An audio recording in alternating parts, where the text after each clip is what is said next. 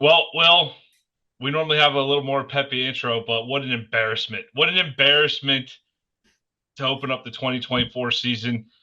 Another embarrassing performance from Napier's Gators, like 2022 23 Kentucky, like 22 and 23 LSU, like 22 Oregon State, like 23 Utah, like 22 Vanderbilt. Add 2024 Miami to the pile. That's 8 games I just named there, Will. Uh, I don't know if you're counting, but there's only been 26 in the Billy Napier era so far. Yeah, that's a problem. That's a problem. And in my post game recap, I talked about Bill Parcells' famous quote of "You are what your record says you are." And Napier's 11-15 at Florida, which it's a rebuild, but he's 1-8 against Tennessee, Georgia, LSU, FSU, and Miami. So the teams we care about. And I think bigger than that is if you eliminate the FCS opponents and if you eliminate non-power four teams, he's 5-5 in the swamp. And that just is not going to get the job done. You have to own that place. That place is a house of horrors when everything's going well. I mean, we all remember the pick six against Joe Burrow. We remember the big run by P. Ryan against Auburn. Like those sorts of things are enormous moments in Florida football. Even the Felipe Franks, the heave to cleave. I mean, those sorts of things are unbelievable moments in that place, and that place just explodes when good things are happening. And Miami came in, took the wind out of Florida's sails. The place never had an opportunity to really get loud. Cam Ward even afterwards sort of needled the Florida fans by saying that Oregon and USC are much harder places to play. And to be honest, when you're playing a team that essentially just doesn't show up, yeah, Oregon and USC probably is a tougher place to play because the opponent gives you more resistance than Florida did yesterday. The defense was terrible. The offense was even worse, which is hard to imagine. And Billy Napier, we've sort of talked about, you and I've been going back and forth all offseason about levels of patience and, when do you make a change and is it right to make a change? And do we want to be on this hamster wheel of constantly making changes? But, you just get embarrassed in opening games every year and it completely changes the tone of the program, completely changes the tone of what we feel like on Sundays. And it's depressing as a fan to have to come out here and as an analyst to have to come out here and defend it. There is no defending it. And that's the big problem, really, is that if Florida had come out and they lost by a field goal and there'd been a couple of goofy things that had gone against them, and we're sitting here arguing about officials and oh, if they'd have called this play or that play or whatever. But I mean, literally when Montreal Johnson hit a 71-yard touchdown run, it was like, okay, maybe that's the thing that can turn it. And Miami just immediately went right down the field and put the game out of reach. And the game was over the minute they scored that touchdown. It was Florida's offense didn't have the firepower to hang, and the defense couldn't get a stop. So Yeah, just not non-competitive is the word. Well, it's just non-competitive from pretty much start to finish yeah, on the day, and that's where my issue comes in. I'm not you like I've been one for patience with Napier, but like this we type of know. performance, this is the type of performance though where you look at it and go, you gotta back it up at some point. You do gotta back it up at some point, and I'll tell you what, man, that's pretty rough watching you get dismantled by another third year coach who also flipped the entire roster and had a lot of parallels. Miami and Florida have had a lot of parallels over the last few years in terms of the way they've gone about roster rebuilds and everything else. And they were the two programs that were focused more on high school recruiting, while Florida State was more on the portal. They've had very similar stories, but Mario's made a few adjustments along the way here. And man, on the roster side, it sure showed on the field. That wasn't. This was supposed to be a coin flip game, and when you saw those two rosters on the field, you realized quickly this is not a coin flip game at all. This is one team is considerably more dominant than the other at this point in time. 41-17, it could have been worse. Miami scores on 7 of 12 drives. They had one interception, two punts, but if you factor in a missed field goal and the fact that they kneeled it inside the UF red zone at the end of the game, Miami really was in position to score 9 of 12 times. And again, Will, this is not all that different than some of the games I named before. The LSU games the last couple of years come to mind where they just run up and down the field all game long against you. Cam Ward was fantastic. The Gators end up surrendering 529 total yards of offense to the Hurricanes. Ward was the absolute star of the show.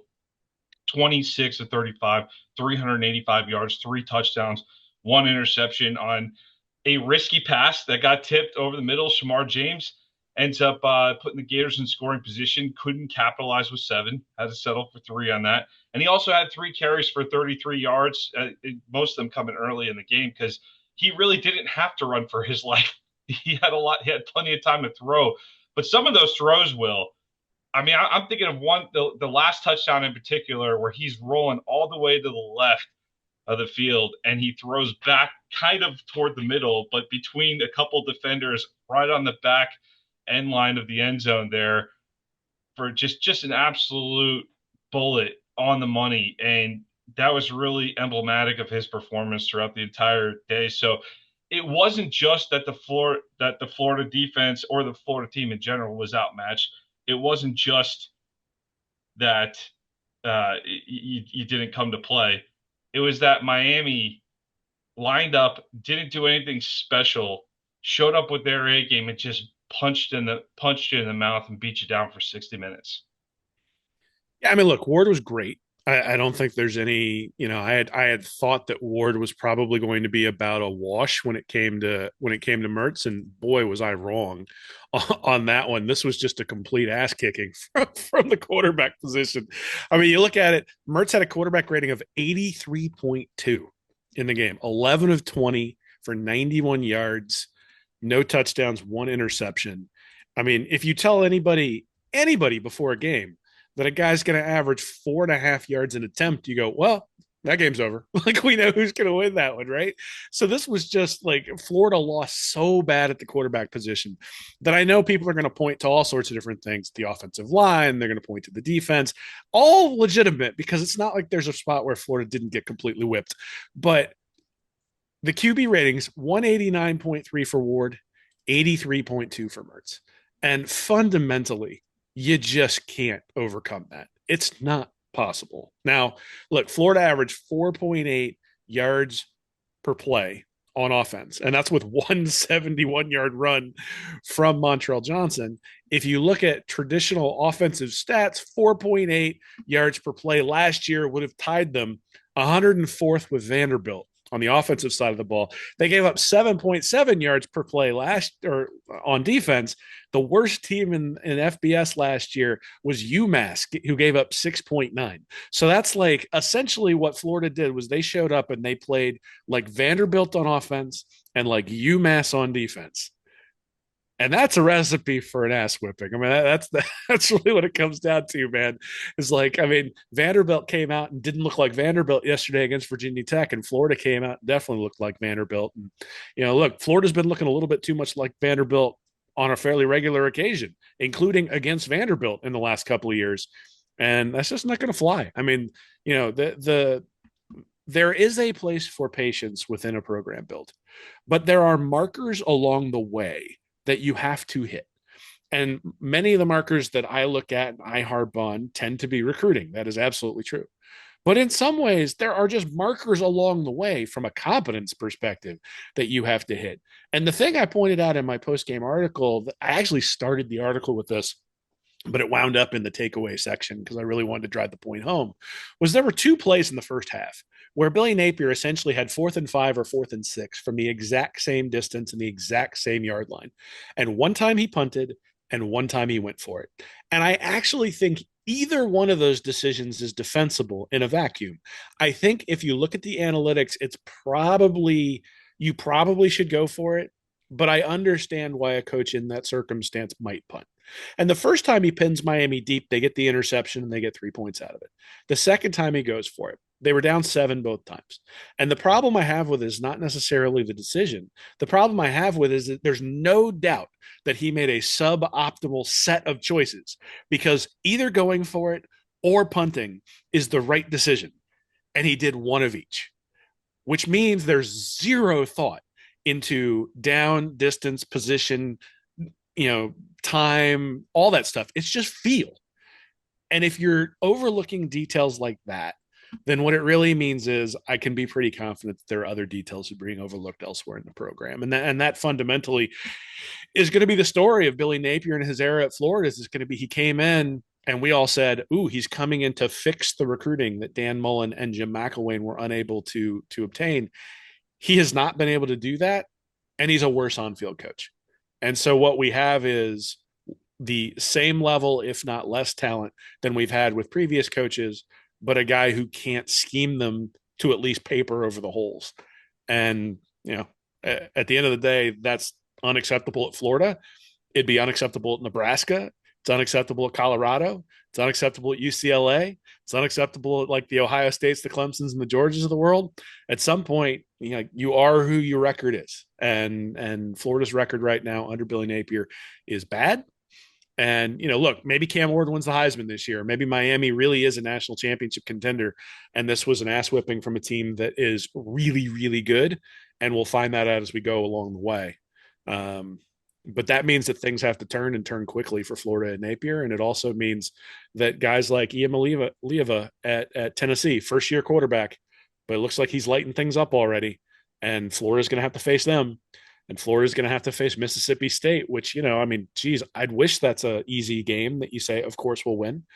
But, are we going to show up? Is the team going to be ready to play? Those are all things that are open questions now after this opening game against Miami. Yeah, calling back to those fourth down decisions you mentioned, I really thought three of the first four drives, you had some questionable third down calls there. You 3rd and 5 on the first drive, you're opening with this sweep to Wilson that just gets blown up in the backfield. On the second drive, at 3rd and 7, dumping off to Johnson. I know there was plenty of other guys out on routes. Mertz ends up dumping it off for basically a little swing pass there to try to get a few yards. He only gets 1 yard. That's how you end the second drive. So you don't go beyond the sticks 2 drives in a row out the gate. And then the fourth drive, Montrell gets a big run. There's a defensive pass interference to actually get Florida some momentum. You're in Miami territory. It's 3rd and 5 from the Miami 42, and they hand off to Webb up the middle to play for 4th and short, rather than just going for the first down on 3rd down. It was stuff for no gain, and all of a sudden you're sitting there at 4th and 5. Miami calls a timeout when you line up to go for it, and then they come with some pressure off the edge, forces Mertz up and over into the pocket, and he's got to make a difficult throw back to the middle while he's going to the right. That was the 3 of the first 4 drives, Will, and so we were just out of sorts from the get go, and it just never clicked at any point with this offense. And it's difficult for Napier in many ways because Graham Mertz was really bad. Like you go back and look at the tape and look, I mean, Mertz has been excellent in his career at Florida, or at least has been excellent for what we sort of thought his ceiling was. But this was Wisconsin Graham Mertz. His average depth of target, which last year was like 6.7, was 12.6 yesterday. So he was trying to go downfield.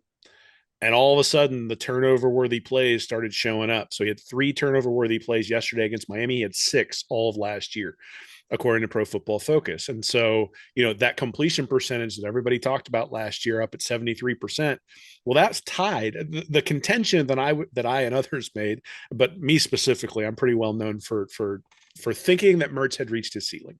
That is what I will say has been my sort of contention, is that Mertz is who he is, and his ceiling was reached last year. And my concern was that when they started trying to stretch him and trying to go downfield, that things would go haywire. And yesterday, 53% completion. His PFF ranking offensively was 42.4. That was actually boosted by his running ability because his passing was 37.7. I broke down some plays in the Read and Reaction post game article over there where there's just open guys who are just getting missed. And the deep throw of the Badger early on in the first quarter, He basically led him right back into the corner. He missed Badger again on a crosser coming across the middle. He threw the ball to Wilson instead of Badger when they had the safety right where they wanted him on the interception where he got injured. There was a play that I diagrammed where he was late getting the ball out, where he had Boardingham open, but he didn't get the ball out quick enough. And look, this isn't all on Graham Mertz. It's definitely not. But again, when your quarterback has a QB rating of 82, that's not just on the offensive line. It's just not. And in fact, if you look at it, he had, according to PFF, he had 24 dropbacks. And on those 24, 15 of them, he was clean. He had a clean pocket. And there he did that. That is where his not, so he was 9 of 13 on those. So 69% completion percentage, but he had a turnover worthy play. His PFF ranking was 55.5. His average at the target, 11.2. So again, going down the field, no drops, 2 scrambles, even though he was clean. Um, there are challenges out there that Mertz is dealing with, but really the fundamental issue here is that Mertz does not have the skill set to be able to overcome some of those challenges against a more talented team, and that's what we saw against Miami, which is like, I don't want to be that overly critical of him because I think Mertz has given Florida everything he can, and it just turns out that when you face a team like Miami or Georgia or Texas coming up later this year, that those limitations against elite athletes where the windows are smaller really start to show their face, and they're going to have to dial it back if he comes back next week from the concussion. They're going to have to dial it back and have shorter throws as they get into the meat of the schedule, because that's the only way you're going to be able to make him effective and efficient. So the stats might not hammer the O line too badly, Will, but watching the game, you saw a lot of instances where Miami did find ways. They were putting pressure on him pretty regularly. He was not getting a ton of time to throw the ball, right? Like maybe he didn't fit the definition of the stat, but I do think that we saw pressure in Mertz's face all day, and it ultimately ends his day early. Yeah, well, And what do you have to think? What do you have to say about the offensive line? And our friend Gator Dave, he stirred up a little controversy a couple weeks ago with the tweet about the right side of the line being a particular point of concern, and I think we saw that quite a bit from that right side uh, all day long. yeah. So there's a few things there. Is if you look at this one stat I like looking at the end of the game, collegefootballdata.com has it. It's called line yards per rush. So that's the essentially what that is the number of yards that the offensive line is responsible. Miami was at 3.4, Florida was at 2.3, 2.3, well below average. It's something that college football data has marked as red, so poor, right? So basically that says they're getting no push. You look at the Miami havoc rate. I was citing this yesterday. They updated to you saying, it wasn't that bad. And then they updated their numbers this morning. Miami had a 40% havoc rate. So that's the percentage of plays in which the defense generated a havoc event, such as a tackle for loss, pass deflection, or turnover. Wow. 22.5% of that came from the front seven.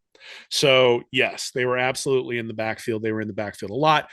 Mertz was under pressure 9 times out of 24 dropbacks. So that's 38% of the time he was under pressure. Now, last year, he was he was actually better under pressure than he was when the pocket was clean. But yesterday, 28.4 PFF ranking, 2 turnover worthy plays. So 20% of his throws were turnover worthy when he was under pressure. And the pressure wasn't just coming from the blitz, right? So he wasn't necessarily always pressured when they were blitzed. So there was 8 blitzes on those 24 dropbacks. And of those, let me find the pressure. I can't find the number right now or 5 of them. 5 of those 8, they got pressure when they blitzed. So when they brought extra guys, they got there a lot.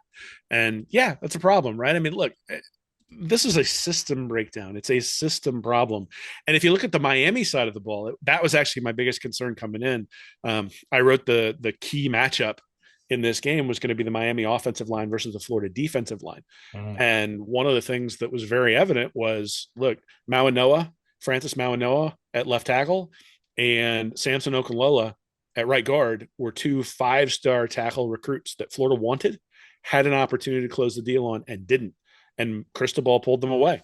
And Florida got zero pressure from the defensive line yesterday. If you look at the havoc rate, the updated one, Florida 3.4% havoc from its front seven, 10.2% overall for the game. That's compared to 40% for Miami. So, essentially 4 times more pressure from the Hurricanes.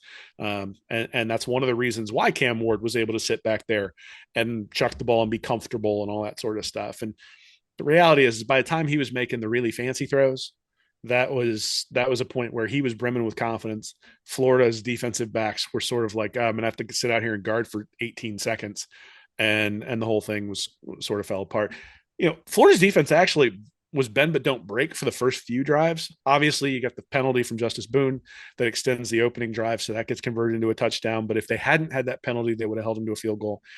Pup Howard made a really nice play. You texted me right when he did it on the second drive for Miami going, that's a touchdown last year. And I agree with you. I think Howard actually made some really nice plays out there. But at some point, the offense has to do something. Otherwise, on a 100-degree day, the defense is going to be gassed no matter what. no matter whether they've been practicing in that or not. And it's not like Miami isn't used to that heat either. So it's not like they were going to wither in that sort of heat. And, the Florida's defense spent a ton of time out there in the second quarter. Now, some of that was because of Montrell Johnson's run. He hits that quickly and, it's one play and the defense is back out there. But a vast majority of it was because Florida had a bunch of 4 and 5 play drives that went nowhere. And then they had to punt the ball back to Miami. And then Miami had these long sustained drives and then eventually was able to hit some big ones there towards the end of the first half and certainly at the beginning of the second. Well, you talk about that Florida secondary. Xavier Restrepo for Miami, top receiver, 7 catches, 112 yards, 1 touchdown. That stat line does not surprise me at all. That's the type of receiver he's been. If you go look at his 2023 numbers, very similar stuff. But you saw big contributions from Arroyo at the tight end spot. Their tight ends were almost non-existent last year. Yesterday, the McCormick, the 25-year tight end, catches the opening touchdown there, and then I think was it ninth year? They did a feature on him on College Game Day. Ninth-year tight end at Miami catches the first touchdown. Nice little rub route from combination of one of the receivers and an official to beat Castell on that one. But Arroyo had some real nice runs, 4 receptions for 89 yards, and Horton 4 receptions for 70 yards were the top 3 leading receivers for the Canes. Horton had a great play along the sideline, just to catch it almost over the shoulder. Just Ward put it in a perfect spot. It actually wasn't terrible coverage from Jakeem Jackson, but and then he had another nice catch over the middle where it went right between Shamar James and the safeties to get Miami inside the 10-yard line, I believe, on one of those drives. So Horton had a couple big plays as well. So just really spread out amongst the playmakers. Of course, Martinez and Fletcher were solid for the Canes as well. 7 carries, 23 yards, 2 touchdowns for Fletcher, a couple of nice catches as well. And then Martinez, 15 carries, 65 yards, just a battering ram of a running back. Those guys are going to do some damage in ACC play. So, well, this Miami team, very solid. The passing game, shredded Florida's secondary here, unfortunately, for 385 yards, like we said earlier. But more importantly, Devin Moore sustains an injury. We've talked about the importance of his health coming into the season. A lot of talk about how he had worked on his body a lot in the offseason, AC joint, I believe, Napier said after the game, and then a hamstring injury from Washington safety transfer Asa Turner as well. So Florida comes out of the game banged up in the secondary.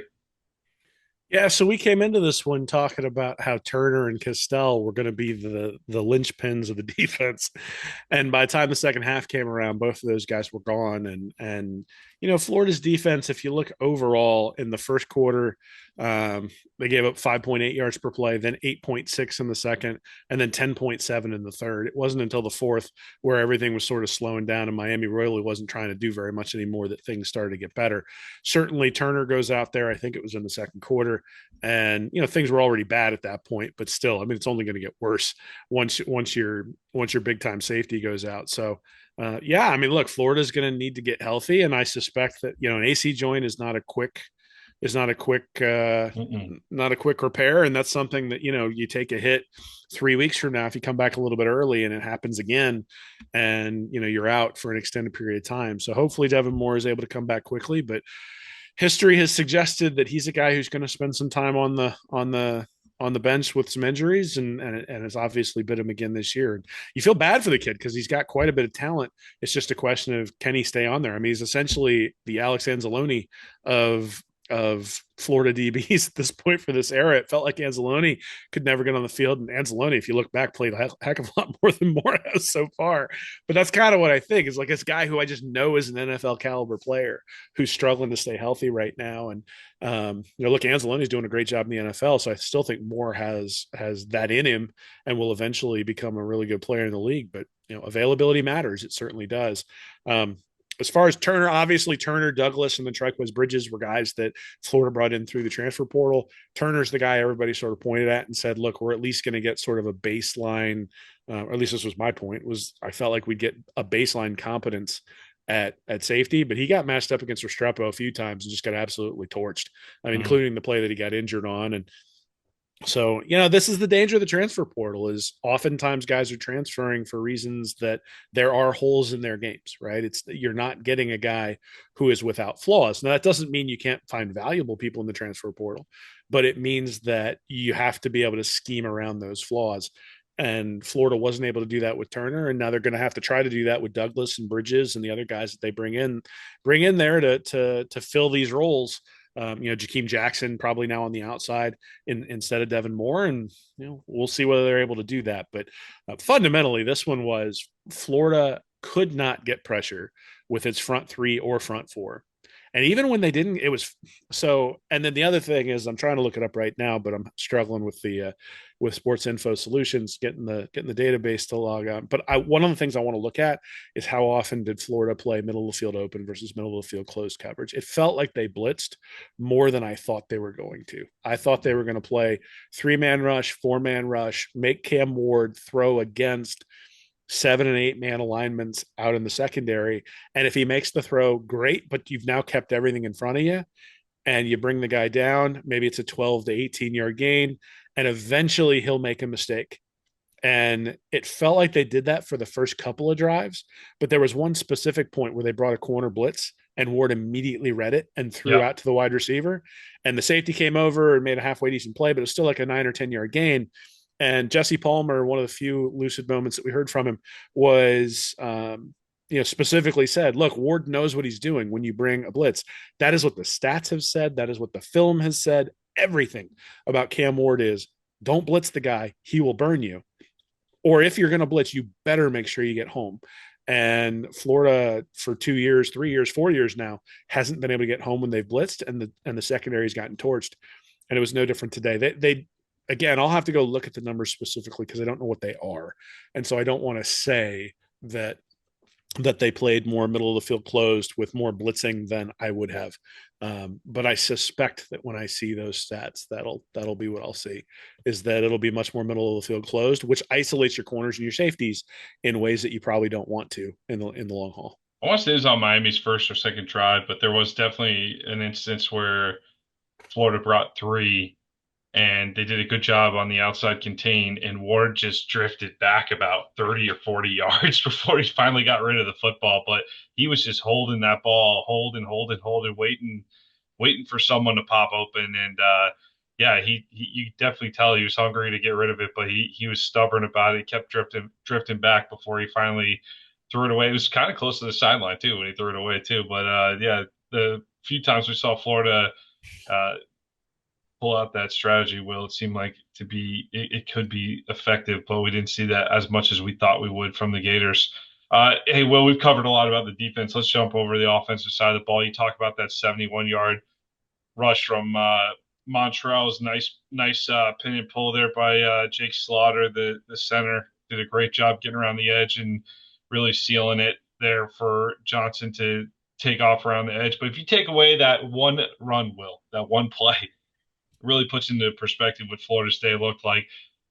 Only 68 rushing yards on 27 other carries there. So, and again, when you have a total of 261 yards on the day, including going 1 for 9 on third down, that's a significant chunk of your day right there. So after Johnson's touchdown, cut it to 17-10 with about 3 minutes left in the half. Miami went on a 21-0 run over the next 12 minutes of play. I know we talked about the magazine. We had a feature on the middle eight. So I think technically the middle eight was 14-7 Miami, but they went 21-0 after that Montreal Johnson touchdown quickly. So they scored right before half. They got the ball after the half. They scored again, got the ball back again, scored again, another touchdown. So that really put the game out of reach and turned it to blowout status for Miami. Yeah, so it was 14-0 in the middle eight, right? Because Florida didn't score. Yeah, Montreal scored with Score. 3 minutes left Yep. in the So, first half. oh, 14-7. okay. Okay. So with 3 minutes. Okay. So they did actually do it for 14-7. Sorry. Yeah. So after that Johnson run, Florida had one explosive play, Miami had two. So when I talk about bend but don't break, what Florida was doing was keeping everything in front. There was a 24-yard run for Ward when I think it was Pup Howard, but no. It was, I think, TJ Searcy got out of position and then Ward ran around the side. It was one of those where he was, or maybe that's the one where he ran up the middle. It was his 24-yard one where they, it was up the middle. The 20. Yeah. So, yeah. So Ward has the 24-yard run, and then he had a 30-yard pass to Horton that set up a touchdown. I mean, both of those set up touchdowns, but you're talking about two explosives in the first, 27 minutes of, and then all of a sudden a 28-yard pass to Arroyo, a 24-yard pass to Restrepo for a touchdown. You score there. They come out and they have a 40-yard pass to Restrepo and a 22-yard pass to Fletcher Jr. on the next drive. So, and then on the next drive after that, a 23-yard pass to Arroyo, a 27-yard pass to Horton, and a 23-yard pass to George. So it was bam, bam, bam, bam, bam, bam, bam, explosives right after that Montreal Johnson play. So it was one of those things where the defense had an opportunity maybe to hold up and give the offense a little bit of time to catch up. But the offense also gave the defense zero time for a breather in that space. And, look, I mean, Miami comes out, puts up the touchdown to go up 31-10, 4 yards, 7 plays, 4 plays, 7 yards, 228 and a punt for Florida. Then a 9-play, 86-yard touchdown. So now it's 38-10. And then that's the drive where they get the PI and then Mertz throws the interception. And then Miami misses a field goal because they go 4 plays, 1 yard in 40 seconds. But then again, Florida punt, 3 plays, -2 yards. That's Lagway's first drive. And finally, they get a touchdown drive with DJ Lagway. I know people are going to talk about the offense looked different with Lagway. And I'm like, I don't know about that. I think they were probably playing against third string and fourth string Miami guys at that point. So on the touchdown drive, no, on the touchdown drive, it was first team Miami defense was in still. Oh, okay. Well, hey, I haven't gone back. Will, it did look different. It did look different with Lagway. It was not the same. And one of the reasons, the most significant part, I think, is, and you're going to have to consider this once you see, I don't know how good Miami's pass rush is compared to some of the top ones in the SEC. I would have to think they'd probably at least be in the upper crust of the SEC with that pass rush. It looked pretty solid across the board. I'd probably give your Georgias and your Texases, I would say probably have the edge. We're probably going to see better pass rush at some point. Well, it's solid. It's a very solid pass rush that we saw against Miami. With Mertz's lack of mobility, and if you're getting about the same thing from Lagway in terms of passing yardage, like Mertz wasn't lighting up the passing game, we could at least get what Mertz has given us in the passing game with Lagway, I would think. And you get the mobility on top of it. So I think that the risk you run with Lagway, we saw it a couple times. There was a couple instances where probably should have, read the play a little differently, and that's a total lack of experience. I know you and I swapped messages on that interception. It looked like you thought there was something that he probably should have checked out of based on the blocking scheme there, but you're going to run into some mistakes and have to understand that a true freshman will make some mistakes. But you also saw an instance on 3rd and 12 where he can just slide to the outside, much like Cam Moore did a couple times, and just boom, right ahead for 16 yards, no problem. So he gives you that extra dimension that you're not getting from Mertz. So what you're lacking in experience, you can make up for with some athletic ability. I mean, so again, I think it depends on whether you get this Mertz or whether you get last year's Mertz, because last year's Mertz is somebody that you can defend throwing out there and saying, this guy gives us a good chance to win. He wasn't always perfect. There were times where I would say he was inefficient because it was a bunch of dinks and dunks and made Florida essentially have to be perfect every time they were going down the field. But there's no doubt he made some big throws against Missouri. He made some big plays against South Carolina, especially. He made some big plays. But honestly, the bigger problem I think is if you go back and look, that South Carolina win was kind of a miracle. Like Florida was Mhm. behind by what 10, I think, heading into the fourth Yeah, quarter or 10 in at the some fourth point in the quarter. fourth Yep. quarter, Yep. and comes back and wins that one. Florida's now on a 6 game losing streak, having lost 5 in a row last year, and then the first one to Missouri to Miami this year. So we're not just talking about a Miami loss. We're talking about a loss to Arkansas, a loss to Missouri, a loss to a Florida State team that didn't have its starting quarterback, a loss to Georgia, a loss to LSU. And again, those were good teams last year, but still, and conceivably, I mean, the South Carolina game could have easily been a loss too, and then things even look worse than they do right now. Hmm. So, does Miami have a good team? Yeah, I think Miami has a pretty good team. Is Miami the fifth best team on Florida's schedule? The sixth best team? Yeah. I Yeah, don't know, definitely. right? I mean, Yeah. and so I mean, if this is the feeling we're going to have every time we play a competent Power Four team, oh boy, man. And the thing is that Florida's offensive line got whipped by Miami's defensive line, but Florida's offensive line last year got whipped by Kentucky's defensive line, and Hmm. Florida's offensive line a couple of years ago with Anthony Richardson got whipped by Vanderbilt's defensive line. And so there's a constant state of the team struggling. And we always sit there and go, oh, well, if Mertz only had time. And so here is where I think Lagway makes a lot of sense. And obviously, you never want anybody to get a concussion, but the injury to Mertz does give a likelihood that Lagway starts next week against Samford. And if Lagway plays well, I don't see any reason why you don't just ride with that the rest of the year because he is the future. He is the guy who Napier's hopes are pinned on. And given the tenor of the fan base, the analysts, the boosters, just the general program at this point, Napier's going to have to change that narrative and change it quickly. Um, Otherwise, he's going to go the way of Jim McElwain. I think that's the key point of the discussion right there is if you look at what Billy Napier, if there's a chance for Billy Napier, it rides on selling the future at this point. It's not, and by the way, I'm not talking about the future like 2027. I'm talking about like, hey, we got this guy. I was able to bring in this guy on campus that is special, and I'm going to show you now how special he is. That being said, we didn't seem to see him mixed into any part of the game plan before Mertz got hurt, which was a little discouraging on my part. I know we talked about that on the pregame show, where you didn't seem to think that he was going to be worked in too much.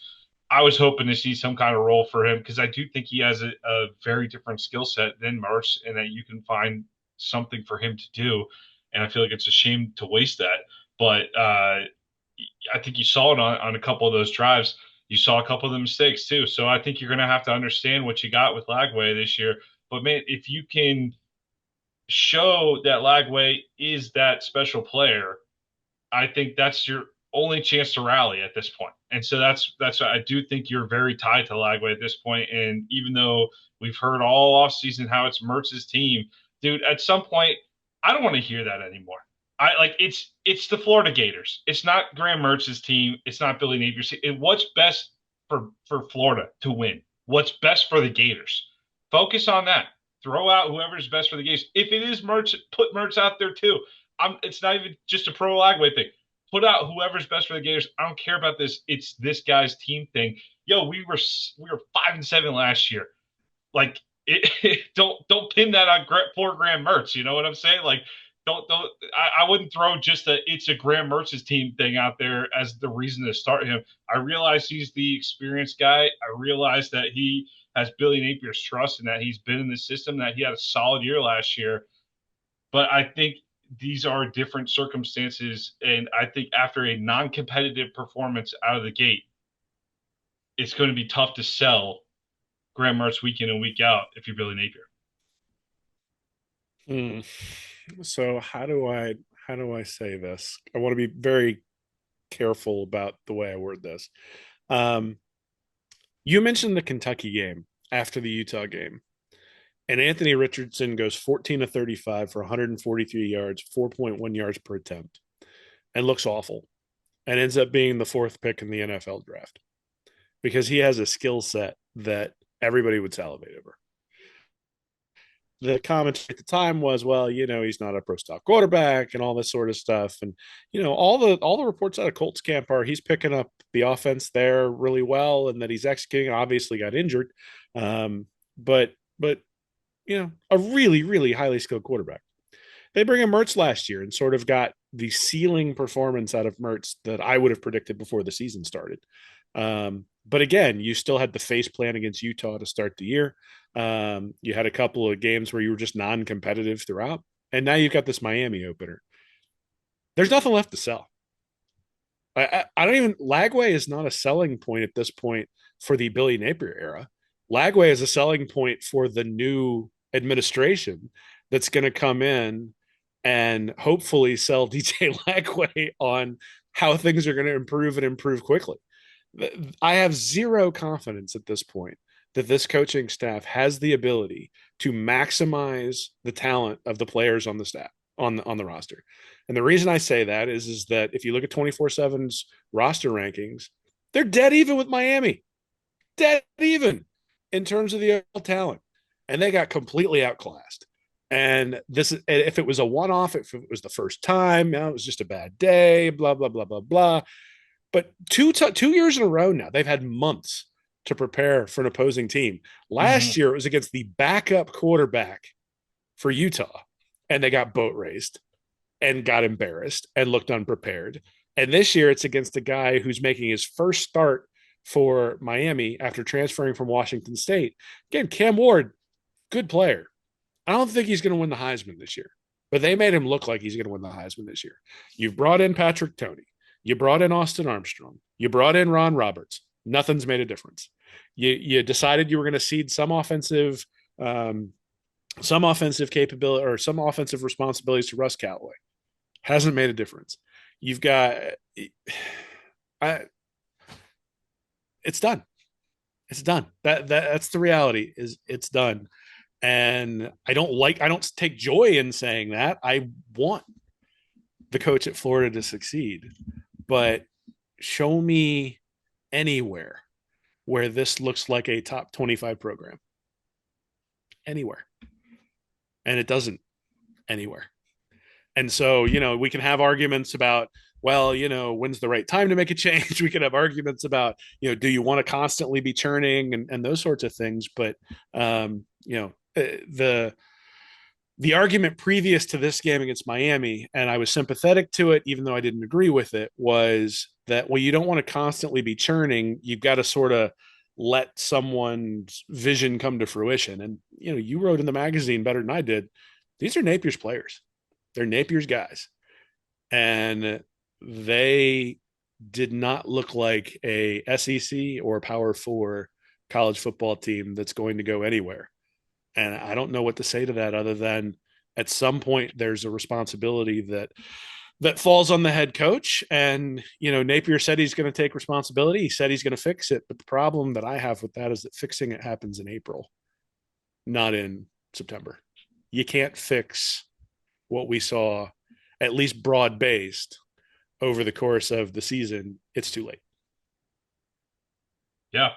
Well, it's tough to argue with that at this point. It's tough to argue with that. I think the facts are on the field, and look, as much as like I do think that in modern day college football, a lot of coaches don't get the full time they should get. But I think you're in year three, man. This is your roster.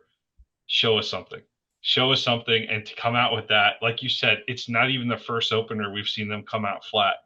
To come out of that flat in the opener and just have just no juice on that, especially on offense too. The defense going, we've seen this so many times the last few years where the offense just goes up and down the field on the defense.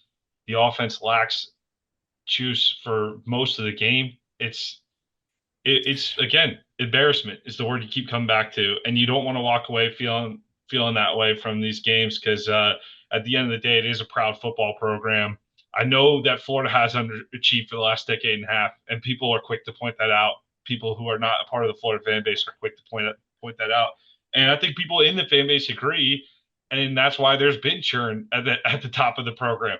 But I don't feel like getting into all the external circumstances today. I know there's a lot of conversations about the president and the AD and all that, and how all that could be tied to this next thing here. But like, it is just it's tough to defend what you're seeing on Saturdays right now. It's tough to defend that, and I think at some point you do have to be held accountable for the results. And at the end of the day, the Bill Parcells quote: "You are what your record says you are," and this is what we are right now. So tough look to open the season against Miami. You got Sanford next week, and then A&M, who played down to the wire with what I think is a pretty decent Notre Dame team on Saturday night. So another good ball club coming in here in a couple of weeks. So it's gonna be a short turnaround. We'll see how things play out, but certainly a rough start for the Florida Gators to start the 2024 season. Will, you got any final words before we get out of here? I mean, I think the only thing I want to say is I'm rooting for him. Like I'm a fan who's hurt by the result. If anybody read my previews this week, you were definitely surprised that I didn't pick Miami by 2 touchdowns. And I didn't pick Miami by 2 touchdowns, not because I didn't think that was what was going to happen, but because it's no fun to pick against your team and then like root to be right. Like there's just no fun in that. And that's the thing that's been sort of like that's just sort of I hate I hate picking against them. And at this point, it's I mean, are we going to get another 70 to 50 against Samford? Like, what's coming up? I don't know. I don't know what's coming up on the horizon, and that worries me. And I want this to be a program that is strong and proud. And look, even if you're losing a few games, like it's okay as long as there's some competence. But right now, I don't see that, and the fans don't see that. And judging by some conversations, I'm not sure that the people who control it see that either. And so it's going to be an interesting couple of weeks and probably a couple of months in Gator Nation as all this stuff gets sorted out. The good news is this stuff does sort itself out, and we're sort of in the Derek Dooley stage of where Tennessee was a few years ago. Now Tennessee's really doing well. All And right, look, I'm gonna cut it. You're going down the Tennessee road. Let's just cut you off right there. Let's just cut that off right there. We don't need to hey, talk about Tennessee. wait, we're not in the Matt Rule stage of the Nebraska Oh, rebuild. We've gone past Bo Pelini. Like, really Mullen was Bo Pelini. He just needed a cat. And now I don't remember who they bring in. Bill Callahan after Pelini. Like who is the guy who it came in was after before Pelini. It was Mike Riley.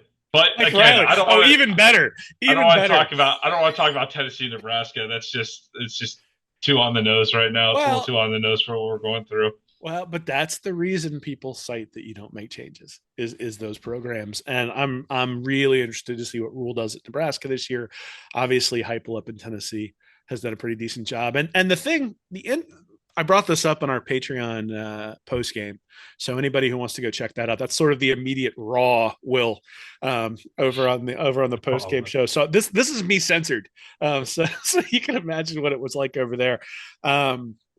But on the Patreon show, one of the things that really sort of struck me that I brought up was when Napier came here, the narrative was that he had taken this job and had turned down Auburn the year before because Auburn couldn't give him all the things that Florida could give him. Auburn couldn't give him the resources, couldn't get the alignment of the university, the administration, the boosters, all that sort of stuff. And look, Auburn has a history of like guys on the tarmac interviewing new head coaches while the old head coach is like passing him on in the airport. So certainly there's probably some truth to that. But Auburn just has a guy who just came in there last year, or 2 years ago now. I guess this is his second year coaching, but he's on to his third recruiting class, who's boosted that recruiting, boosted the profile, and boosted the way the fans feel about that program in a way that I think we were all hoping Billy Napier would do at Florida. And I'm going to be fascinated to see that because I think, the Miami comparison of this being Cristobal's third year and Napier's third year is an apropos one to make. But I think as we move forward, one of the things we might want to take a look at is that Auburn situation and go, when you get a guy who builds hope into all of those different entities, it's amazing how they come in the line. And that's a lesson I think to be learned as Florida goes forward. Well, we got Sanford coming to the Swamp next week. Woo! Week for the Gators to regroup and get ready for SEC action. So we'll see how they look on Saturday, man. One week at a time. Well, it's finally football season, and we're already talking about coach stuff. Like I want to talk about football. I want to focus on the field.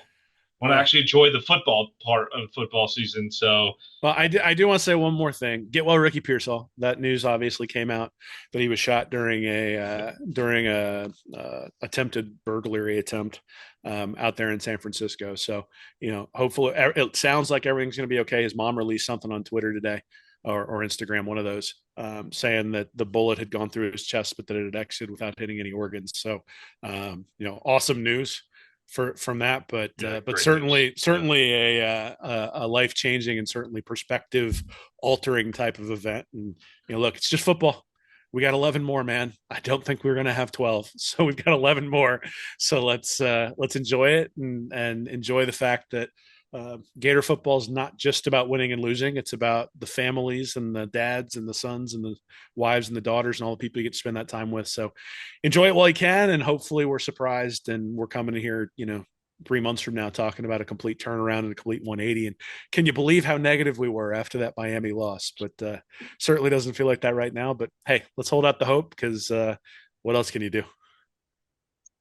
have a great week, everybody. Go Gators. Hey, everybody. Thanks for listening to Stand Up and Holler. If you're interested in more information from me and Nick, you can go over to readandreaction.com. You can like and subscribe our YouTube channel here at Read and Reaction, or you can go to patreon.com/readandreaction to support us, get extra information, and we do Ask Anythings over there every once in a while as well. So check us out. Thanks for listening.